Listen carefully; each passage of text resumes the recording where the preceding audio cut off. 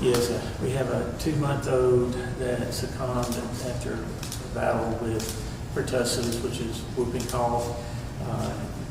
At that age, they're too young to have begun their vaccination schedule. We know that the family had taken all the proper precautions themselves, but it still brings home for us the danger of vaccine-preventable diseases for our infants and our children, and how we as a community of Mississippians need to maintain our vaccination rates to protect our babies. At 2 months old, that's probably too young, correct, to be vaccinated for such a disease, I guess, or an infection. It's the first month where pertussis would be on schedule. This baby was infected before that 2-month window, so that the infant was not eligible for pertussis vaccination.